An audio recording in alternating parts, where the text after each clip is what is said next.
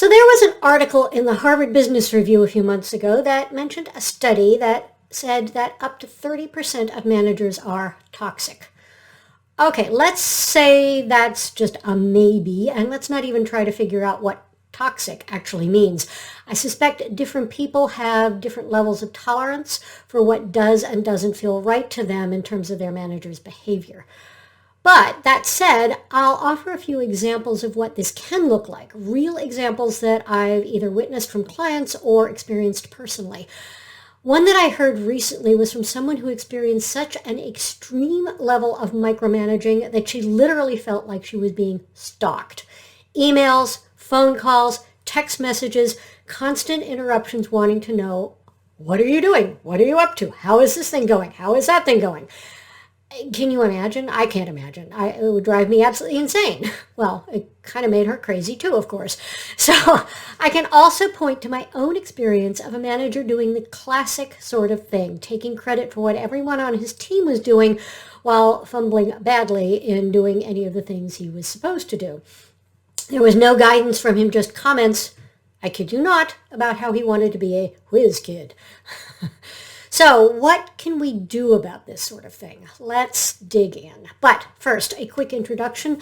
I'm Grace Judson, and my goal in these videos and in everything I do in my work is to help my clients build humane, supportive workplaces that create success for all concerned. Because in the end, the more you can create a non-toxic culture, the more you'll have strong leaders managing productive, high-performing teams of engaged and dedicated people. If that sounds like a dream that couldn't possibly come true, I can assure you that it can and does for my clients. So, that said, if you're working for a manager who's making your life at work difficult, let's just put it that way, shall we, rather than using that T word, toxic, what can you actually do about it? And flipping the switch on this, if you're a leader who wants to be sure that your managers aren't making life difficult for your people, what can you do? So when I was in the situation that I just mentioned, where the entire team knew our manager wasn't doing his job, we actually went as a group to senior leadership to explain the problem. We weren't just randomly complaining. We described specifics and asked for help. Well, unfortunately, we didn't get it. Fortunately, however, we also didn't get penalized for taking this action, which can certainly happen in many situations. But at least as far as we knew and as far as we could observe, nothing changed. So, no surprise, I left that company. I would have happily stayed, but not working for that manager. And that's the hard reality of this sort of situation. If nothing is done, then good people leave. And yes, I'm classifying myself as a good employee. I went on to do some things for my next employer that people literally said could not be done. This was in software development. Long story, not relevant here, but I think I've made my point.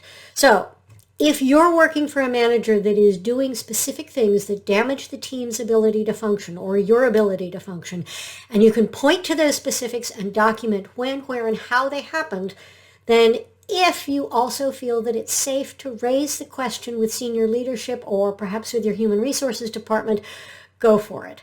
But if that's not something you feel comfortable doing, or if you think that there might be some sort of repercussions for doing it, then you as the employee are probably in the same situation I was in. You'll need to leave. And I hate to be that blunt about it, but there it is. And that's what that person in the first example, the stalking level micromanaging situation, did. And as she reported to me, and as I experienced myself, there is a real sense of relief that comes from getting out of this sort of situation. So, on the other side of the coin then, what is it that leaders can do to keep this from happening with their managers? Ultimately, this is, of course, a cultural issue. But the cultural question is not what you might expect. It's not, do we tolerate this sort of behavior? That is, of course, a question that needs to be asked.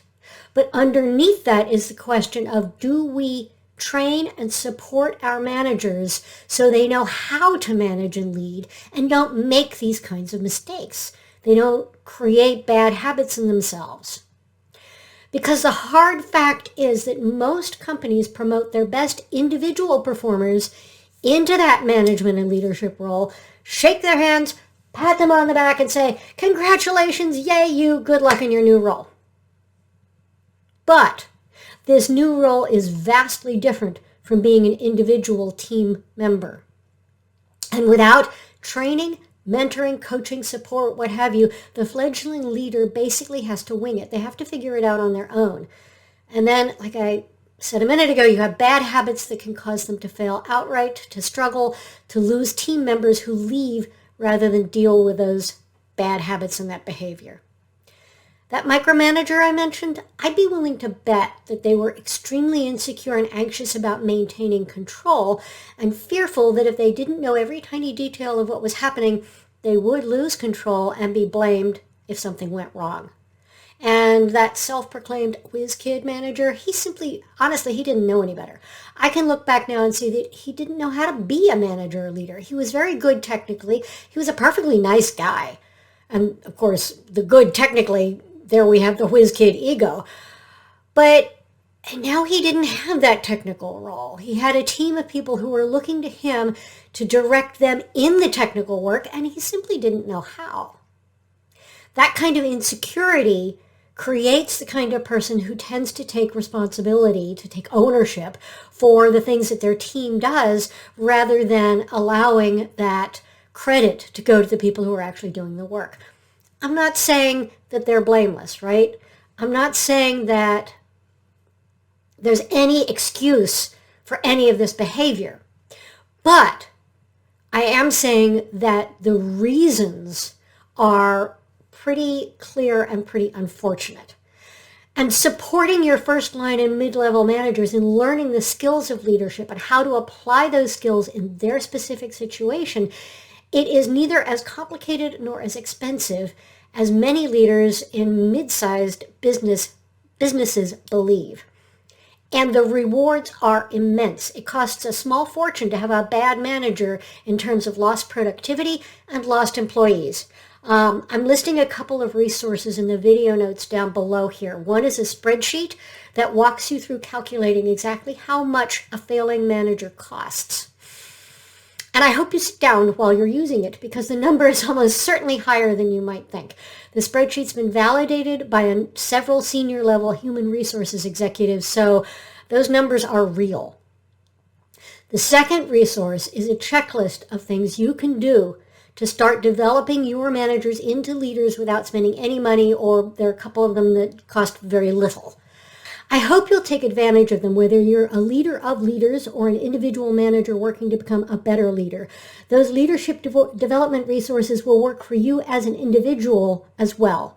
And if you're an individual team member struggling with a challenging manager, then, well, you can always send your senior level leaders a link to either or both of those resources, or for that matter, to this video. Either way, good luck to you in your career journey, and please, if this video was helpful, remember to subscribe and to click the notifications bell so you'll get that notification when I release a new video.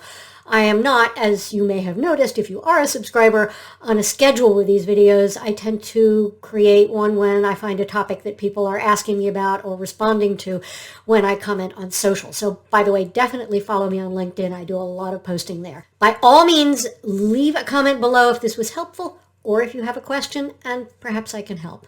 Okay, take care, go forth, be a leader.